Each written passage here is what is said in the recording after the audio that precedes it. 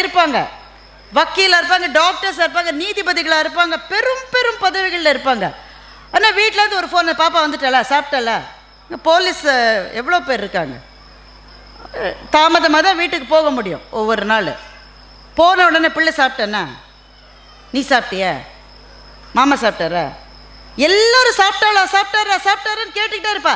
நீ சாப்பிட்டியான்னு கேட்க பெரும்பாலும் ஒரு நாதி அவளுக்கு இருக்காது. அப்போ ஓட்டை கழற்ற முடியாத ஆமையை போல தன்னுடைய வீட்டை கழற்ற முடியாத பெண்ணாக அந்த ஆமை இருந்ததோன்னு நினைப்பேன். ஆனால் அந்த கதையை கொஞ்சம் மாற்ற வேண்டிய காலகட்டத்தில் இருக்கு. ஏன்னா முயல் தூங்காது, வெற்றியாளர்கள் தூங்க முடியாதுங்க. வெற்றி பெறுவதற்காக ஓடுகிறவர்களுக்கு தூக்கமே வராது. அவனுக்கு எவ்வளவுதான் பின்னாடி இருந்தாலும் நான் ஜெயிக்கணுன்ற எண்ணம் இருக்கிறவனுக்கு தூக்கம் எப்படி வரும்? கதையை மாற்ற வேண்டும். முயல் உட்காந்து தூங்கலை, சும்மா உட்காந்துருந்தது. அப்போ அந்த இடத்துல ஒரு ஜென் துறவி வந்தார். துறவி முயல்கிட்ட கேட்டார், என்ன பண்ணிட்டு இருக்க? ஒரு பந்தயத்துக்கு நடுவில் ஓய்வு எடுக்கிறேன். பந்தயத்துக்கு நடுவில் எதுக்கு ஓய்வு எடுக்கிறேன்? ஏன்னா ஆமை ரொம்ப பின்னாடி வருது. ஆமையோடைய பந்தயம் போடுறேன். ஆமாம், என்ன பந்தயம்? யார் வேகமாக ஓடுறாங்கன்னு பந்தயம். இதுக்கு பந்தயம் வேறு தேவையா? இந்த உலகத்துக்கே தெரியுமே, முயல் தான் வேகமாக ஓடுன்னு உலகத்துக்கே தெரியும். நீ எதுக்காக பந்தயம் ஓடுற? இந்த முயல் யோசிச்சுது, ஆமாம் இல்லை, உலகத்துக்கே தெரியும் நான் தான் வேகமாக ஓடுறேன்னு. ஒரு பதக்கம் கொடுப்பாங்க, அதுக்காக ஓடுறேன். பதக்கத்தை எங்கே மாட்டுவ? ஆமாம், மாட்டவே என்னோடய வலையில் இடம் இல்லையே. அப்போ பதக்கத்தையும் மாற்ற முடியாது, உலகத்துக்கே தெரிஞ்சதுக்கே எதுக்கு ஓடுற நீ? இல்லை, நான் ஒவ்வொருத்தரோடையோ ஓட போய் நான் தான் ஃபாஸ்டஸ்ட்டுன்னு ப்ரூவ் பண்ண போகிறேன். யாரோடலாம் ஓட போகிறேன்? நாளைக்கு தவளை, நாளான்னைக்கு பாம்பு, அடுத்த நாள் புறா. என்னைக்கு முடியும் உன்னோட பந்தயம்? நீ என்னதான் வேணும் உனக்கு? முயல் சொல்லிச்சு, பந்தயத்துலலாம் ஜெயிச்சுட்டு நல்ல புல்வெளியில் உட்காந்து சுகமாக காற்று வாங்க போகிறேன், அதான் இப்போவே வாங்கிட்டு இருக்கிய என்றவுடன் முயல் இந்த பந்தயத்தில் நான் ஓடவில்லை என்று விடை பெற்று கொண்டது. எனவே முயல் சொன்னது, நான் தோற்றேன் என்பது உண்மை அல்ல, நான் பந்தயத்திலிருந்து விலகிவிட்டேன் என்பதுதான் உண்மை என்று முயல் சொன்னது. இப்படித்தான் வாழ்க்கையில் பல சமயத்தில் தேவையில்லாத பந்தயங்களை நம்ம ஓடிக்கிட்டே இருக்கோம்ல, உண்டா இல்லையா? யாருக்கோ எதையோ நிரூபிப்பதற்காக ஏதோ ஒரு பந்தயத்தில் நாம் ஓடிக்கொண்டே இருக்கிறோம். சில சமயங்களில் யோசித்து பார்த்தால் இந்த பந்தயம் எனக்கு எதற்கு என்று யோசிக்க கூட நேரம் இல்லாமல் அந்த பந்தயத்திலே ஓடிக்கொண்டிருக்கிறோம். அப்ப இந்த கதையிலிருந்து நாம் தெரிந்து கொள்ள வேண்டிய மிக முக்கியமான விஷயம், எது பிடிக்கிறதோ, எது மகிழ்ச்சியை தருகிறதோ அதற்காகத்தான் நம்முடைய நேரம் செலவழிக்கப்பட வேண்டுமே ஒழிய யாருக்கோ எதையோ நிரூபிப்பதற்காக நம்முடைய நேரம் செலவழிக்கப்படக்கூடாது.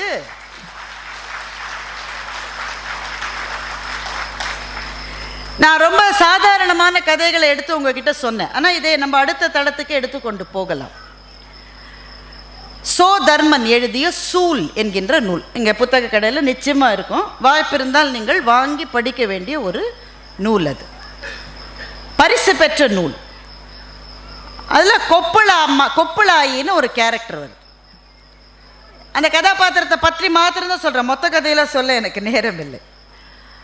அந்த பாட்டி அம்மா என்ன செய்யுது, அந்த அம்மாவுக்கு குழந்தை இல்லை, அதனால் தன் தங்கச்சியே தன்னுடைய கணவருக்கு திருமணம் செஞ்சு வச்சுட்டு இந்த அம்மா தனியாக வாழுது.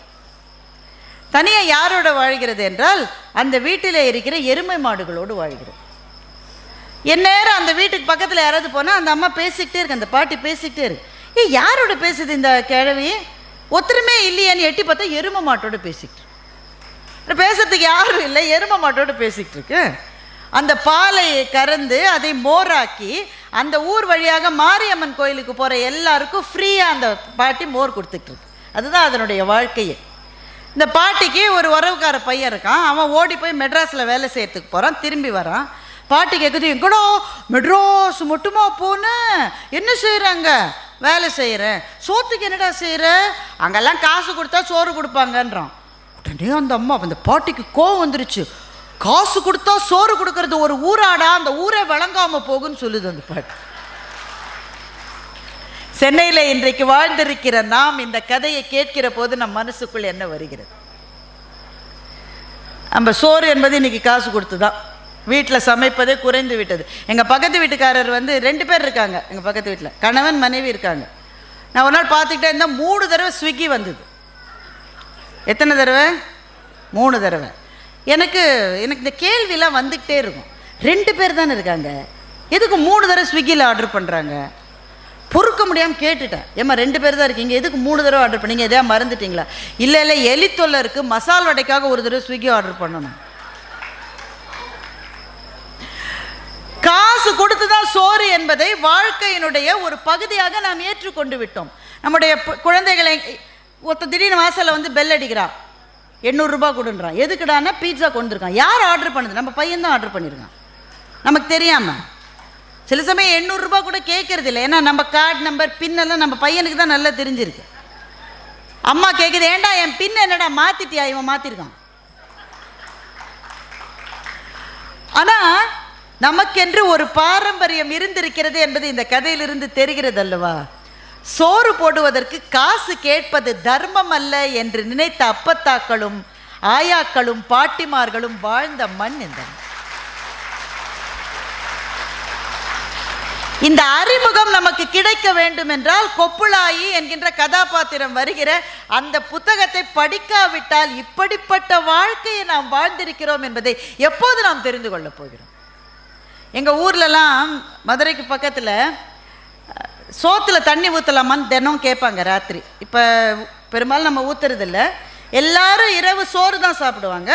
சோறு சாப்பிட்டு முடிஞ்ச பிறகு ஒரு கேள்வி வரும், சோத்தில் தண்ணி ஊற்றிடலாமா அப்படின்னா, என்ன எல்லோரும் சாப்பிட்டுட்டிங்களா அப்படின்னு. அப்போ அந்த வாசலில் உட்காந்துருக்கிற பாட்டி எப்போ என்ன சொல்லுன்னா, கடைசி பஸ்ஸு போன அப்புறமா சோத்தில் தண்ணி ஊற்றலான்னு சொல்லும். முதல்ல எனக்கு புரியல, சோத்தில் தண்ணி ஊற்றுறதுக்கும் கடைசி பஸ்ஸுக்கு என்னங்க சம்பந்தம்? கடைசி பஸ் வரும் போகும், நீ சோத்தில் தண்ணி ஊற்றுறதுனா ஊற்று கிழவி, எதுக்கு வெயிட் பண்ணுற? என்னவென்றால் கடைசி பஸ்ஸில் வர்ற யாராவது சாப்பிடாம வந்திருந்தா அவனுக்கு சோத்தை போட்டுட்டு அதுக்கப்புறமா தண்ணியை ஊற்றலாம். இப்படி ஒரு தர்மம் இந்த மண்ணிலே இருந்தது என்பதை நமக்கு அறிமுகப்படுத்தவே கதைகள் தேவையாயிருக்கின்றன. இப்படி ஒரு கதையை நம்முடைய பிள்ளையிடம் சொன்னால் எப்படி இருக்கும்? அவனுக்கு அந்த வாழ்க்கையே தெரியாதுல்ல. கு அழகிரிசாமியை பற்றி கேள்விப்பட்டிருப்பீர்கள். இது அவருடைய 100வது ஆண்டு. இடைச்செவல் என்கிற சின்ன கிராமம், வெறும் 200 வீடு மாத்திரமே இருக்கிற சின்ன கிராமம். அந்த இடைச்செவல் கிராமத்தில் 2 நண்பர்கள், கி ராஜநாராயணன், கு அழகிரிசாமி. இந்த 2 பேருமே அவ்வளவு சின்ன கிராமத்தில் வாழ்ந்து 2 பேரும் சாகித்ய அகாடமி விருது பெற்றவர்கள் என்றால் தமிழுக்கு எத்தனை பெரிய பெருமை! இந்த எழுத்தாளர்கள் தான் இந்த மண்ணின் வரலாற்றை நமக்கு கட்டமைத்து கொடுக்கிறார்கள். அதனால் தான் கதைகளை தவிர்த்து விட்டு ஒரு வாழ்க்கையை வாழவே முடியாது என்று நான் சொல்லுகின்றேன். இப்போ நம்ம அடுத்த லெவலுக்கு போகலாம். கு அழகிரிசாமியினுடைய ஒரு கதையை நான் சொல்ல போகிறேன். எவ்வளோ நேரம் இன்னும் தாங்குவீங்க? நான் பாட்டுக்கு பேசிக்கிட்டே போகிறேன். அமைச்சர் ஐயாவுக்கு எவ்வளோ வேலைகள் இருக்கு, நான் ரொம்ப நேரத்தை எடுத்துக்கொள்ளக்கூடாது. கு அழகிரிசாமியினுடைய ஒரு கதை என்னால் மறக்க முடியாத கதை. ராஜா வந்திருந்தார் என்று ஒரு கதை. கட்டாயம் எல்லாரும் படிக்க வேண்டிய ஒரு கதை. இந்த கதையெல்லாம் நடந்தே ஒரு 70 வருஷத்துக்கு முன்னாடி. ஆனால் 70 வருஷத்துக்கு முன்னாடி வாழ்க்கையை நான் ஏன் தெரிஞ்சுக்கணும்னு உங்கள் பையன் உங்களை கேட்பானா மாட்டானா? நான் இனிமேல் தெரிஞ்சுக்கிட்டு என்ன பண்ண போகிறேன்? 70 வருஷத்துக்கு முன்னாடி வாழ்ந்தவங்கெல்லாம் அவங்க இனிமேல் பல பேர் இல்லை. என்னுடைய வாழ்க்கை வேறு, அவங்க வாழ்க்கை வேற என்றால் நீங்கள் அவர்களுக்கு என்ன பதிலை சொல்ல போகிறீர்கள்? நீங்கள் என்ன பதிலை சொல்ல வேண்டும் என்றால், உன்னுடைய இறந்த காலம் உனக்கு தெரியவில்லை என்றால் உன்னுடைய எதிர்காலமும் உனக்கு தெரியாது. ஏனென்றால் இறந்த காலம் என்பது வேர், எதிர்காலம் என்பது அந்த வேரின் மீது நிற்கிற மரத்திலே பூக்கின்ற ஒரு மலர். அந்த மலரின் மீது உன்னுடைய கவனம் இருக்கும், ஆனால் உள்ளே இருக்கிற வேரின் வலிமையால் தான் அந்த மலரால் மலர முடியும். வேர் என்பது புகழை விரும்பாத பூ என்று கலீல் கிப்ரான் சொல்லுகின்றார். வேர் என்பது புகழை விரும்பாத பூ என்று கலீல் கிப்ரான் சொல்லுகின்றார். அந்த வேர் தான் இறந்த காலம் எனக்கு தெரியணும். நான் இப்படிப்பட்ட ஒரு மண்ணின் மீது நான் வாழ்ந்திருக்கேன், இப்படிப்பட்ட ஒரு மொழியை பேசுகின்ற ஒரு நிலத்திலே நான் நிற்கிறேன் என்று தெரிந்தால்தான் ரெஸ்பான்சிபிளா இருப்பான், நாளைக்கு பொறுப்போடு அவன் நடந்துப்பான். இப்போ இந்த அழகிரிசாமியினுடைய ராஜா வந்திருந்தார் கதை சீக்கிரம் சொல்லிடுறேன், 2 நிமிஷத்தில் முடிச்சிடுறேன் கதையை. ஒரு பள்ளிக்கூடம், அரசு பள்ளிக்கூடம். அப்போ பாருங்களேன், எவ்வளோ வசதியான வீட்டு பிள்ளை அங்கே தான் படிக்கும், ரொம்ப ஏழையான வீட்டு பிள்ளை அங்கே தான் படிக்கும். அப்படி தான் அரசு பள்ளிகள் இருந்தது. நான் ஒரு அரசு பள்ளியில் தான் படித்தேன். அந்த ஆசிரியர்களை என்னால் இன்றைக்கும் கூட மறக்க முடியாது. நான் ஒரு பேச்சாளர் என்பதை என் மீது உயிரோடு உயிராக இருந்த எங்கள் அம்மா கண்டுபிடிக்கவில்லை, எங்கள் அப்பா கண்டுபிடிக்கவில்லை. அவங்க என்ன எல்லா வீட்லையும் என்ன சொல்லுவாங்களோ எங்கள் வீட்டில் அதான் சொல்லுவாங்க, நல்லா படி அம்மா, நான் 92 மார்க் வாங்கியிருக்கேன்ம்மா சயின்ஸில் அப்படின்னு வீட்டில் போய் சொன்ன உடனே எல்லா அம்மாவும் என்ன கேட்பாங்க, எல்லா அம்மாவும் என்ன கேட்பாங்க, பாக்கி 8 மார்க் எங்கே பாக்கி 8 மார்க்கு கேட்பாங்களா இல்லையா? அப்படி கேட்கிற ஒரு வீடு தான் என்னுடைய வீடும். அவர்களுக்கு நான் ஒரு பேச்சாளர் என்பது தெரியவில்லை. நல்லா படிக்கணும், நல்ல மார்க் வாங்கணும், அதை தாண்டி எனக்குள் கனவுகளை விதைப்பதற்கு அவர்களுக்கு தெரியவில்லை. ஆனால் என்னுடைய தமிழ் ஆசிரியர் தான் எனக்குள் ஒரு பேச்சாளர் இருப்பதை கண்டுபிடித்தார். நான் இந்த கதையை பல முறை சொல்லியிருக்கேன், இப்போ நான் சொல்லலை. ஒவ்வொரு முறையும் மேடை ஏற்றி, ஒவ்வொரு முறையும் நான் மறந்து போய் அவமானப்பட்டு திரும்ப திரும்ப என்னை மேடையில் ஏற்றி ஏதோ ஒரு கணத்தில் நான் உணர்ந்து கொண்டேன் நான் பேச்சாளர் என்பதை. ஆனால் அதை நான் உணர்ந்து கொள்வதற்கு அந்த ஆசிரியர் தான் காரணம். ஒரு அரசு பள்ளி, அந்த அரசு பள்ளியில் ஜமீன்தாருடைய கடைசி பையன் படிக்கிறான். அதே அரசு பள்ளியில் முத்தம்மான்ற ஒரு பெண்ணு படிக்குது. ரொம்ப வறிய குடும்பம். ஆனால் அந்த முத்தம்மாவுக்கு வாய் துடுக்கு ரொம்ப ஜாஸ்தி, சரிக்கு சரி பேசும். இந்த முத்தம்மா ஒரு புக்கை வச்சிருக்கு. அந்த ராஜா வீட்டு பிள்ளை இருக்கல, ஜமீன்தார் வீட்டு பிள்ளை, அவன் ஒரு புக்கு வச்சிருக்கான். அந்த புக்கை பார்த்து என் புக்கில் யானை இருக்கு அப்படின்னு அவன் சொல்கிறான். முத்தம்மா சொல்லுது, என் புக்கில் குருதை இருக்கு. அவன் சொல்கிறான், என் புக்கில் சிங்கம் இருக்கு. இது ஒன்று சொல்லுது, என் புக்கில் ஒட்டகம் இருக்கு. இப்படியே ரெண்டும் முட்டி மோதிக்கிட்டே இருக்கும். முத்தம்மானா ரொம்ப ஏழை பொண்ணு. தீபாவளி வருது, அவங்க வீட்டில் எதுவுமே இல்லை.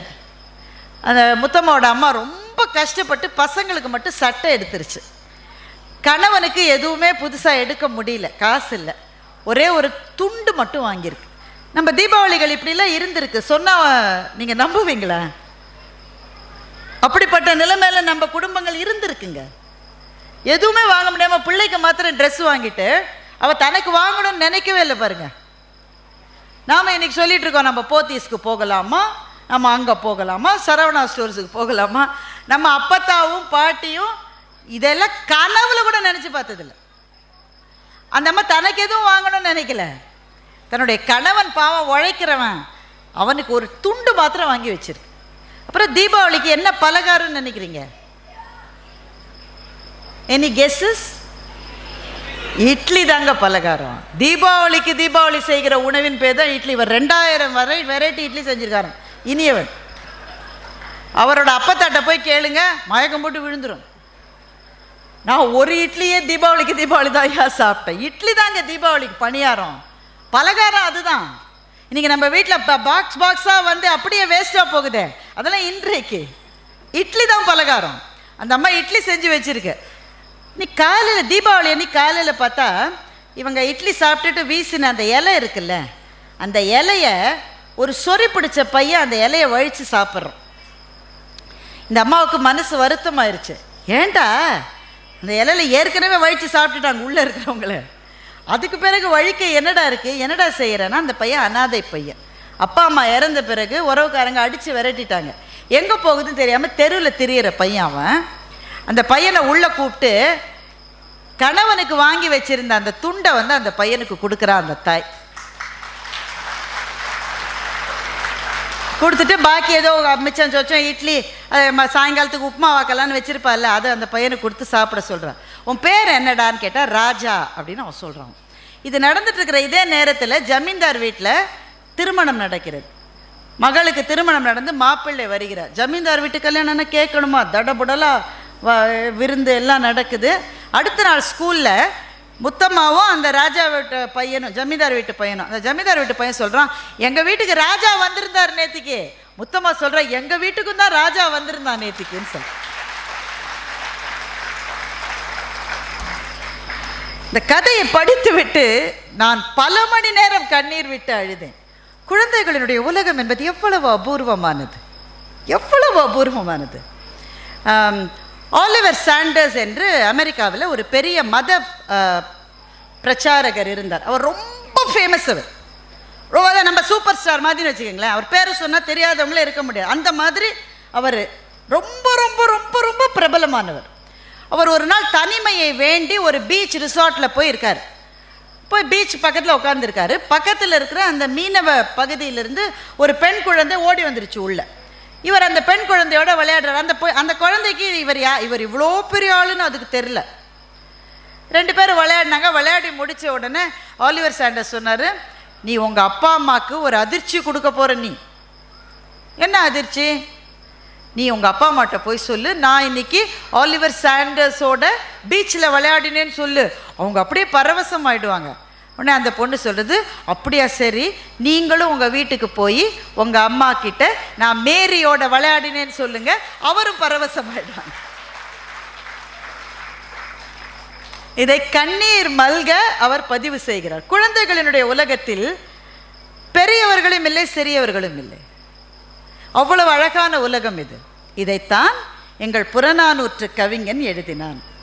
மாட்சியில் பெரியாரை வியத்தலும் இளமே, சிறியோரை இகழ்தல் அதனினும் இளமே என்று எங்கள் புறநானூற்று புலவன் எழுதினான். இந்த வரியை எப்படி எழுதினான் கணியன் பூங்குன்றன் என்று நான் நினைத்து நினைத்து நினைத்து பார்க்கின்றேன். இது நம்முடைய மொழிக்கு கிடைத்த மகத்தான கௌரவங்களில் ஒன்று கணியன் பூங்குன்றன். அந்த முதல் வரி எல்லாருக்கும் தெரியும், யாதும் ஊரே யாவரும் கேளீர், அதை எல்லாரும் சொல்லிடுவாங்க. ஆனால் அந்த பாடலை படிக்க படிக்க இன்னும் பிரம்மாண்டமாகி கொண்டே போகிறது. இந்த வாழ்க்கை என்பது ஆற்றிலே போகின்ற புனை போல. இப்படிப்பட்ட வாழ்க்கை வாழுகிற போது இதில் பெரியவர்கள்னு யாரும் கிடையாது, சின்னவங்கள்னு யாரும் கிடையாது, எல்லாரும் ஒன்றுடா, அத்தனை பேரும் ஒண்ணு. மாட்சியில் பெரியாரை வியத்தலும் இளமே, சிறியோரை இகழ்தல் அதனினும் இளமே என்று சொல்லிவிட்டு போன ஒரு அறத்தின் மண்ணின் மீது நாம் இப்போது வாழ்ந்து கொண்டிருக்கிறோம் என்பது எத்தனை பெருமைக்குரியது. அது நம்முடைய பிள்ளைகளுக்கு தெரியுமா? தெரியவில்லை என்றால் அவர்களுக்கு தெரிவிக்காதது யாரினுடைய பிழை? இப்படிப்பட்ட அறங்கள் இந்த மண்ணிலே இருந்தது என்பதை நம் பிள்ளைகளுக்கு சொல்லுவதற்கு கதைகளை விட்டால் நமக்கு வேறு கதியே கிடையாது நண்பர்களே. கதைகள் தான் இந்த சரிங்க, நீங்கள் சொல்கிறீங்க எல்லாம் கரெக்டு. இப்போ அந்த கதைகளை எப்படி தேடி போவது? முதல்ல நீங்கள் தேடிப்போங்க. உங்களுக்கு பிடித்த எழுத்தாளர் யாராக வேண்டுமானாலும் இருக்கலாம். நீங்கள் கட்டுரை படிக்கணுமா, கதைகளை படிக்கணுமா, சுவாரஸ்யங்கள் கொட்டி கிடைக்கின்றன. இன்னும் ஒன்று சொல்கிறேன், அதோடு நிறைவு செய்து கொண்டால் சரியாக இருக்கும்னு நினைக்கிறேன். நம்முடைய மொழியை பற்றி நமக்கு சில சமயம் அக்கறை இல்லை. நம்முடைய பிள்ளைகளுக்கு அவன் ஆங்கிலத்தில் பேசினா கூட பெருமைன்னு சில சமயம் நினைக்கிறோம். அவனுக்கு தமிழ் தெரியல என்பது சிறுமை என்று அந்த பிள்ளைக்கு நாம் இதுவரை சொல்லித்தரல.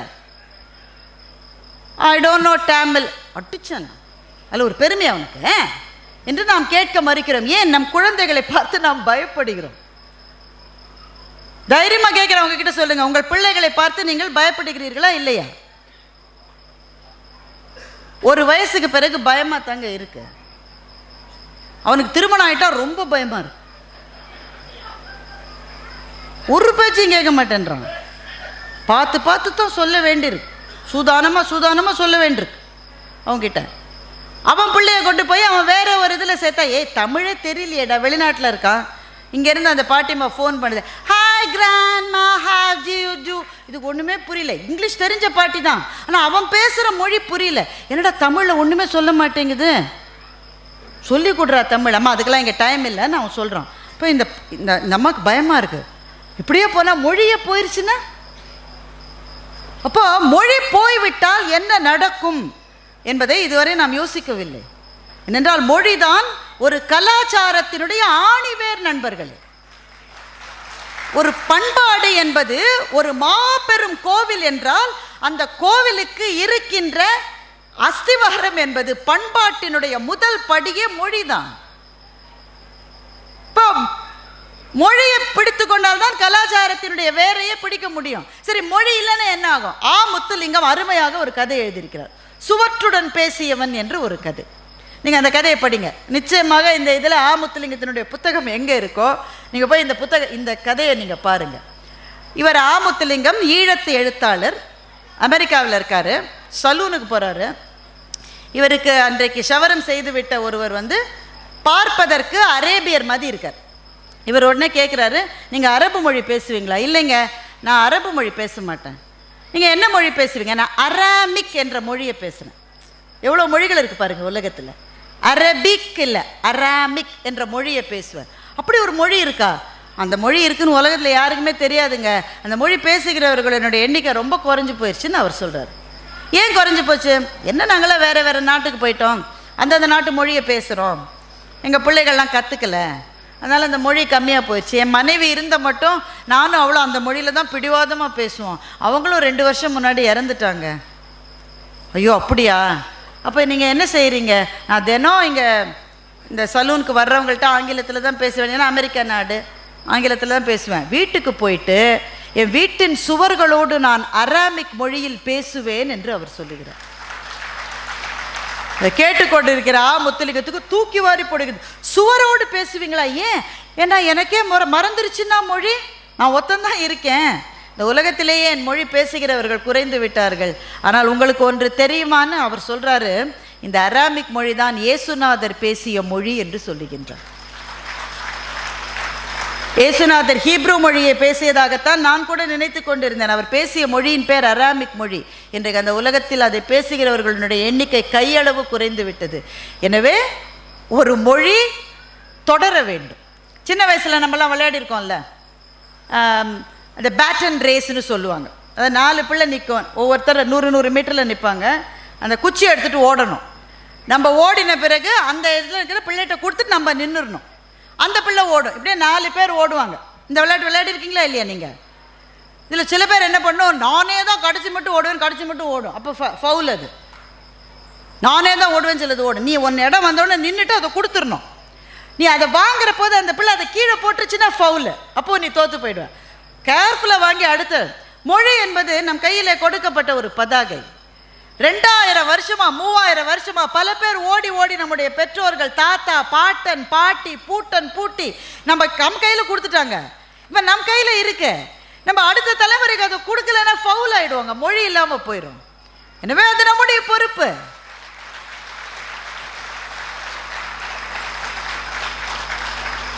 இந்த மொழி இருக்கிறது, இதற்கான ஒரு அறம் இருக்கிறது. இந்த மண்ணில் எப்படிப்பட்ட ஒரு வாழ்க்கை இருக்கிறது என்பதை கதைகளிடமிருந்து தான் நாம் கற்றுக்கொள்ள வேண்டும். எங்கிருந்து ஆரம்பிப்பது? எங்கிருந்து வேண்டுமானாலும் ஆரம்பியுங்கள். நீங்கள் சுற்றி வருகிற போது எது உங்கள் நெஞ்சை தொடுகிறதோ அதை எடுத்து படிக்க ஆரம்பியுங்கள். ஊக்க பேச்சாளர்கள், ஊக்க எழுத்தாளர்கள் எழுதுகிறார்கள், வாழ்க்கை வரலாறுகள் இருக்கின்றன. The choice is yours. ஆனால் படிப்பது என்பது ஒரு மாடிப்படியில் ஏறுவது போல. முதல் படியில் ஏறதான் ரொம்ப கஷ்டம். அப்போதான் தூக்கம் வரும் பயங்கரமா. அதை தாண்டி முதல் படியில் ஏறிட்டீங்கன்னா மேலே மேலே மேலே மேலே போகணும். ஏன்னா வாசிப்பு என்பது இந்த உலகத்திலேயே நாம் தனியாக இல்லை என்று நாம் புரிந்து கொள்வது புத்தகங்களை படிக்கிற போது மாத்திரம்தான். எல்லாரும் தனியாக இருக்கோம்ல, அந்த எண்ணம் நமக்கு வரலன்னு ஒத்தராவது சொல்ல முடியுமா? என்னங்க தனி? எங்கள் வீட்டில் 13 டிக்கெட் இருக்குது, என் நேரம் லபோ லபோ லபோன்னு கத்திக்கிட்டு இருக்கு. 13 டிக்கெட் இருந்தாலும் 15 டிக்கெட் இருந்தாலும் சில நேரங்களில் நமக்குள்ள தனிமை வரத்தான் வருகிறது. ஒரு நல்ல கவிதையை ஷேர் பண்ணிக்கணும்னு பார்த்தா சுற்று வட்டாரத்தில் யாருமே இல்லைங்க. ஒரு நல்ல கவிதை படித்த உடனே பளீர்னு சந்தோஷம் வருது. கல்யாண்ஜியினுடைய கவிதை ஒன்றை படித்தேன். சந்திரோதயம் நன்றாய் தெரியும்படி ஒரு தோட்டம். நல்லா கவனிங்க கவிதையை. சந்திரோதயம் நன்றாய் தெரியும்படி ஒரு தோட்டம், தோட்டத்து நெல்லி மரத்தில் கயிற்றினால் ஒரு ஊஞ்சல், அந்த ஊஞ்சலில் ஆடுகிறாள். யார் ஆடுறான்னு அவர் சொல்ல, அந்த ஊஞ்சலில் ஆடுகிறாள். கருக்கலுக்கு பிறகு சமஞ்ச பிள்ளைக்கு வெளியில என்னடி வேலை என்ற அம்மாவின் குரல் கேட்டு உள்ளே ஓடுகின்றாள். கங்குல் மங்குகின்றது, ஊஞ்சல் இன்னும் ஆடிக்கொண்டிருக்கிறது என்று கல்யாண்ஜி கவிதையை எழுதுகிறார். இது வந்து ஒரு சினிமா மாதிரி. இது ஒரு கவிதை இல்லை, இது ஒரு சினிமா. அந்த பெண் யார்? சாயங்கால வேளையில் வீட்டு தோட்டத்தில் இருந்த ஊஞ்சலில் ஆடிட்டு அம்மா சத்தம் போட்டோன்னு உள்ளே ஓடி போன அந்த பெண் யாரு? இன்னும் 10 வருஷம் கழிச்சு அவள் இப்படி வந்து ஊஞ்சலில் உட்காந்து ஆடுவாளா? நம்மளாம் நம்ம அம்மா வீட்டில் இந்த ஊஞ்சலில் ஆடி இருக்கோம் தானே. 10 வருஷம் கழிச்சு ஊஞ்சலில் உட்காந்து ஆட முடியும்? ஆடினா பக்கத்து வீட்டில் நல்லா தான் இருந்துச்சு, நல்லா தான் இருந்துச்சு, இப்போ தான் கொஞ்ச நாளத்தான் சரியில்லை.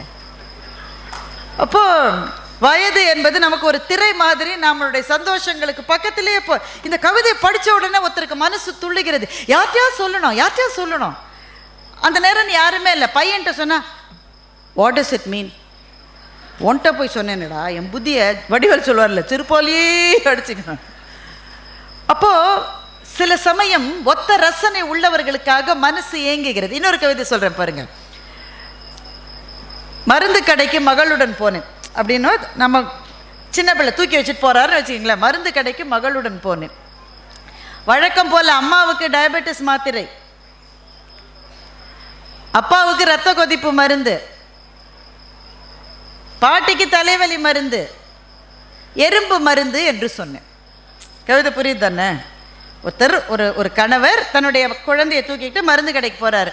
மருந்து கடைக்காரர்கிட்ட வழக்கம் போல இவங்களுக்கு டயபெட்டிஸ் மாத்திரை, அவங்களுக்கு ப்ரெஷர் மாத்திரை, தலைவலி மாத்திரை, எறும்பு மருந்து என்று சொன்னேன். எறும்பு மருந்துன்னா என்ன நம்ம எல்லாருக்கும் தெரியும் தானே? குழந்தைக்கு தெரியாது தானே?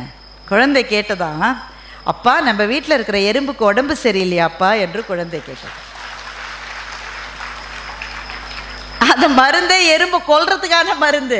ஆனால் குழந்தைகளினுடைய உலகம் எவ்வளவு அழகானது என்றால், அது நினைக்கிறது வீட்டில் இருக்கிற எறும்புக்கு ஏதோ உடம்பு சரியில்லைன்னு அப்பா மருந்து வாங்குகிறார் என்று.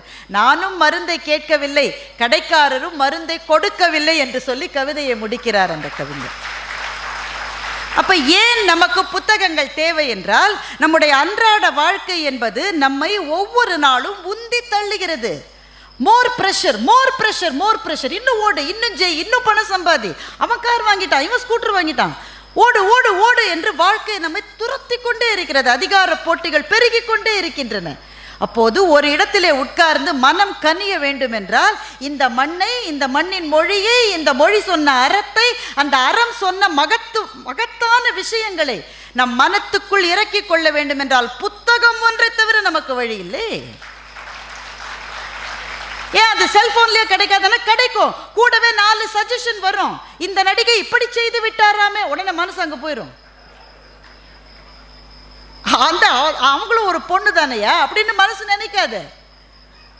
எனவே கீழ்மைகளின் பக்கம் நம்மை உந்தி தள்ளுவது நம்மை சுற்றி இருக்கிற ஊடகங்களும் சாதனங்களும். ஆனால் மேன்மைகளின் பக்கத்தில் நம்மை தள்ளுவது புத்தகங்கள் மாத்திரம்தான் என்பதால், அன்பு சொந்தங்களே, இந்த அருமையான வாய்ப்பில் உங்களிடம் என் நெஞ்சை பரிமாறிக்கொண்டதில் எனக்கு ரொம்ப மகிழ்ச்சி. ஏனென்றால் சின்ன சின்ன கதைகள் புத்தகங்களிலே இருக்கின்றன. அந்த கதைகளின் மேல்தான் நம்முடைய வாழ்க்கை கட்டமைக்கப்பட்டிருக்கிறது. அதை நாமும் படித்து அறிந்து மகிழ்ந்து நம் அடுத்த தலைமுறைக்கும் எடுத்து செல்லுவதுதான் இது போன்ற புத்தக கண்காட்சியினுடைய நோக்கம். இவ்வளவு செலவு, இவ்வளவு சிரமம் ஏன் இதை அரசு செய்கிறது என்றால், அந்த முதல் படியில் நம்ம ஏற்றுவதற்காகத்தான் செய்கிறது. போன வாரம் ஒரு ப்ரோக்ராமுக்கு போயிருந்தேன், 10th ஸ்டாண்டர்ட். அதில் ஒரு சயின்டிஸ்ட் வந்திருந்தார் திருச்சியில். அவர் எல்லாரையும் ஊக்கப்படுத்தி பேசணும்னு சொல்லிட்டு என்ன பண்ணிட்டார், திருவிளையாடல்ல நக்கீரோ அப்படின்ற ஒரு டைலாக் வரும்ல, அந்த டைலாகை ஃபுல்லாக சொல்கிறார். சங்கர் இருப்பது எங்கள் குலம், சங்கரனாருக்கு ஏது குலம் எல்லாம் சொல்றார். ஃபியூனரல்ல உட்கார்ந்த மாதிரி உட்கார்ந்துருக்காங்க. கடைசியா அவர் சொல்லி முடிச்சாரு. ஏன் யாருக்குமே, நாங்க மட்டும் கை தட்டிக்கிட்டே இருக்கோம். ஐயோ நக்கீரோ நெற்றிக்கண் திறப்பினும் குற்றம், அவ்வளோ கத்தி பேசுறாரு. நான் மட்டும் என்ஜாய் பண்ணிட்டு இருக்கிறேன். மற்றவங்க எல்லாம் இப்படியே பார்க்குறாங்க. என்னது இதுன்னு தெரில அவங்களுக்கு, இந்த டைலாகே தெரில. அப்புறமா சொன்ன திருவிளையாடல்ங்கன்னா தனுஷ் சார் நடிச்ச படமான்னு கேட்குது. ஒன்று தெரியலைங்க. நான் ஒன்று சொல்லவா, அவர்கள் மீதா குற்றம். அந்த ரசனையை கடத்தாத ஒரு தலைமுறையை நான் குற்றம் சுமத்துகிறேன். ஒரு தலைமுறை இருக்கிறோம் நாம. நான் எப்பவுமே சொல்றேன், இதோ இந்த சனியன் ஒன்று இருக்குல்ல, கொல்லிக்கட்டைன்னு பேர் வச்சிருக்கேன் இதுக்கு. ஒருத்தன் வாழைப்பழம்னு ஒரு ப்ரோக்ராம், ஒரு பிஸ்னஸ் ஆரம்பிச்சாருங்க, பேர் வாழைப்பழம். அவங்ககிட்ட கேட்டாங்க, என்ன வாழைப்பழம்? அது என் ஊருக்கு பழம் நான் ஆரம்பிக்கிறேன், அவன் ஊர் பழம் ஆப்பிள்னு ஆரம்பித்தா மட்டும் எல்லாரும் வாங்குறீங்க. நல்லா தான் இருந்தது அந்த டைலாக் எனக்கு. நான் இந்த கம்பெனியை பற்றி பேசலைங்க, இந்த குறியீடு பற்றி பேசுகிறேங்க. இந்த ஒரு குறியீடு இருக்குது தெரியுமா, இது எல்லாத்துக்கும் பொருந்துங்க. இந்த ஃபோனுக்கே பொருந்தங்கிறேன் நான். பல குடும்பங்கள் பிரிஞ்சதுக்கு காரணம் இதுங்க. பல கல்யாணம் நின்னு போனதுக்கு காரணம் இதுங்க. எல்லாம் பேசிட்டீங்கன்னா அப்புறமா என்ன பேசுவீங்க? நான் யோசிச்சேன், ஒரு ஹோர்டிங் பார்க்குறேங்க, கல்யாணம் 3 நாளுக்கு அப்புறமா. நான் இங்கே பேசாமல் எங்கே பேசுறது? டீச்சர் தானே, திட்டினா வாங்கிக்க. 3 நாளுக்கு அப்புறமா தானே கல்யாணம். எப்போ பிடிச்ச அந்த ஃபோட்டோவை நீ? அந்த பொண்ணு இடுப்பில் கையை வச்சுக்கிட்டு, அது உன்னை கட்டி பிடிச்சிக்கிட்டு தோன்றுறியே முன்னால. கல்யாணம் பண்ணிட்டேன்னா தோன்று. ஏன்னா புகழ், திருமணம் செய்து கொள்வது என்பது புகழ். சரியா? கல்யாணம் பண்ணிட்டு இந்த பொண்ணை நான் கல்யாணம் பண்ணிட்டேன்னு நீ கட்டி பிடிச்சிட்டு போட்டோ, அதுவே அநாகரிகம் தான். பிடிச்சிட்டு போட்டோ போடு, இல்லைன்னா போடாத. அப்பதான் எனக்கு ஒரு குரல் தெரிஞ்சுது. தோன்றீர் புகழோடு தோன்றுக, அகுதிலார் தோன்றலின் தோன்றாமை நன்று. ஓடிங்கில் புகழோடு தோன்றினால் தோன்று, இல்லை என்றால் அதில் தோன்றாமல் இரு. இப்போ நம்ம எல்லாருமே வரோம் போகிறோம்ல, நிறைய பேர் செல்ஃபி எடுத்துப்பாங்க. எனக்கு புரியுறதே இல்லைங்க. அந்த செல்ஃபி என்ன பண்ணுவீங்க? டெய்லி காலையில் எழுந்திருச்சு இப்படி காட்டி, சூடம் காட்டி, பொட்டு வச்சு என்ன பண்ண போறீங்க அந்த அந்த செல்ஃபியோட? எனக்கு புரியல, அதனால் கேட்குறேன். எனக்கு ஒன்றும் அவ்வளோ பெருசாக இதெல்லாம் டிஸ்டர்பன்ஸ்லாம் எனக்கு கிடையாது. நான் சும்மா உங்களோட சேர்ந்து யோசிக்கிறேன். நான் ஒரு அரசியல் தலைவரோ ஒரு கலைஞர்களோ யாரேனும் வந்தால் உடனே அவங்களோட இப்போது இந்த இந்த ஸ்க்ரீனில் அவரும் நீங்களும் வரீங்க, சரியா? 2 பேரும் வரீங்களா? அவர் புகழோடு தோன்றி இருக்கிறாரு. நீங்கள் இந்த அம்மா சொல்கிறத ஞாபகம் வச்சுக்கோ, இந்த அக்கா சொல்கிறத ஞாபகம் வச்சுக்கோ, இந்த பேச்சாளர் சொல்கிறத ஞாபகம் வச்சுக்கோ. தோன்றீர் புகழோடு தோன்று, இல்லை என்றால் தோன்றலின் தோன்றாமை நன்று. சொல்லிக் கொடுங்க, நம்ம குழந்தைகளுக்கு சொல்லித்தாருங்கள். சுயமரியாதையுடன் இருப்பு. யாராவது பார்த்தியா, பிடிச்சிருக்குதா, உனக்கு அந்த மாதிரி வளரணுமா, பார்த்துக்கோ, புரிஞ்சுக்கோ, ஸ்டெப் பண்ணு, பிளான் பண்ணு, போ, ஜெயிச்சு காட்டு. இந்த குழந்தைகளை இனிமேல் நடிக்காத, விளையாடாத அப்படின்னு திட்டாதீங்க. இந்த 2 டிபார்ட்மெண்ட் தான் நிறைய சம்பாதிச்சிட்டு இருக்கு.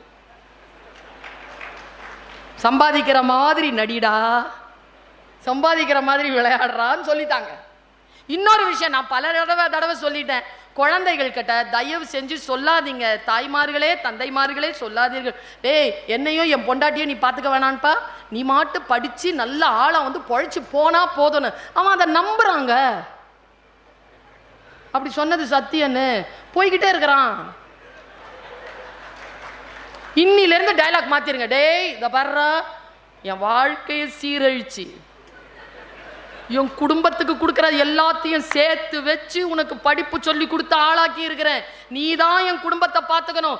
என்னையும் என் மனைவியையும் பிள்ளைகளுக்கும் கடைசி வரைக்கும் ஒரு மிகப்பெரிய காவலாளியாக என் குடும்பத்திற்கு நீ தான் இருக்க வேண்டும்ன்ற பாண்டேஜோட பிள்ளைங்களை வளருங்க. நீ பாட்டுக்கு போயிடுறான். சொல்றேன் பாருங்க, வாழ்க்கை எப்படி சந்திப்பது. நான் ஒரு 5 லேயரை சொல்லி கொடுத்துட்டு போறேங்க. இவ்வளவு நேரம் செலவழிக்கிறீர்களே, எதேனும் டேக் அவே இருக்கணுமா இல்லையா? ஒரு 5 லேயர்ஸ் சொல்லி கொடுக்குற சகோதரா. 5 layers. Try to live it. முடிஞ்சா வாழ்ந்துருங்க. இந்த வெட்டிக்கிளி கதைக்கு வரேன், சொல்லாம போக மாட்டேன். அவ சாக்லேட் சாப்பிட்டு இருந்தவ விட்டுட்டா. ஏதோ சொல்றேன்னு சொன்னியே சொல்லு அப்படின்னு நிக்கிறா. சொல்றேன், ஒரு 5 லேயர் சொல்றேன். நம்ம எல்லாருமே வாழற லேயர் என்ன தெரியும்? நிறைய பேர் ஃபர்ஸ்ட் லேயருடைய செத்து போயிடுறோம். 5 layers யாரும் போறதே இல்லை. Try to go till that 5 layers. Life is one time opportunity. நான் பல தடவை, கோடி தடவை சொல்லி இருக்கிறேன் இந்த விஷயத்தை. நம்ம எல்லாருமே இப்போ ஓங்கி சிரித்து கைத்தட்ட அளவுக்கு மகிழ்ச்சியான ஒரு செய்தியை சொல்ல போறேன். நம்ம எல்லாரும் உயிரோட இருக்கிறோம். எவ்வளோ பெரிய விஷயம் தெரியுமா? நேற்று இருந்தவங்க இன்னைக்கு இல்லை. ஃபோனில் இருந்தவங்க கொரோனாவில் இல்லைங்க நிறைய பேர். இன்னைக்கு வேற செய்தி வந்துட்டு இருக்கு, இவருக்கு தொற்று அவருக்கு தொற்றுன்னு. நமக்கு எந்த தொற்றும் இல்லை, நம்ம இன்னும் உயிரோடு இருக்கிறோம். செலிப்ரேட்டர்ஸ்னா இல்லையா? Life it self is sufficient to celebrate. உயிரோடு இருக்கிறோம்ல, புரியுது இல்லை பேசுறது? உடம்பு வலிக்காம உட்காந்துருக்கோம்ல, வி வின். உயிரோடு இருப்பது, புரிந்து கொண்டு இருப்பது, ஒரு விஷயத்தை மகிழ்ச்சியோடு உள்வாங்குவது. நான் இது சொல்றேன், ஒரு 5 லேயர் சொல்றேன். ஃபர்ஸ்ட் லேயர் ஒன்று இருக்குது, துட்டு, காசு, சம்பாதிக்கிறது. இந்த பசங்களை எதுக்கு படிக்க சொல்றீங்க? அதுக்கு தானே. அப்புறம் சரி சம்பாதிக்க ஆரம்பிச்சிட்டான், செத்துடலாமா? அப்புறம் அப்படி அனுபவிச்சுட்டாலும் அனுபவிக்கணுமா அவருக்கு? போங்க சார், எங்கள் அப்பா மாதிரியே தான் சொல்கிறீங்க நீங்களும். என்ன அனுபவிக்க ஒன்னது? நீங்கள் வயசான பாட்டிக்கு வெத்தலை வாங்கி கொடுங்களேன். ஃப்ரெஷ்ஷான வெத்தலையை வாங்கி வச்சுக்கிட்டு பழைய வெத்தலையை சாப்பிட பார்த்துறியா? வாழவே இல்லை. நான் சொல்கிறேனே, வாழவே இல்லை. உயிரோடு இருக்கிற வரைக்கும் வாழ்ந்து அப்புறமா செத்து போங்கிறேன். இவ்வளோதான் சொல்கிறேன். வாழ்ந்து செத்து எப்படி வாழறதுன்னு இதோ இப்போ சொல்லி தந்துடுறேன். சரியா? எங்கள் அப்பா சொல்வார், மீசாப்பேட்டில் பிறப்பான். எங்கள் அப்பா ஊர் அது. மீசாப்பேட்டில் பிறப்பான், ராயப்பேட்டையில் கல்யாணம் பண்ணுவான், தேனாம்பேட்டையில் வேலைக்கு போவான்.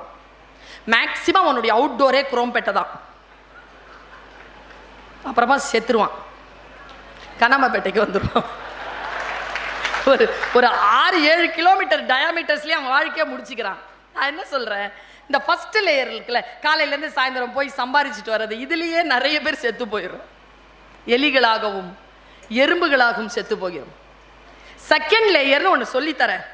புதுசாக இருக்கிற மாதிரி நான் சொல்கிறது ரொம்ப புதுசாக இருக்கிற மாதிரி இருக்கிற ரொம்ப பழைய விஷயம். ஃபேமிலியோட கனெக்டடாக இருங்க. கான்டாக்டில் இருக்கிறீங்க, கனெக்டடாக இருக்கிறீங்களா? Just to have connection with your family.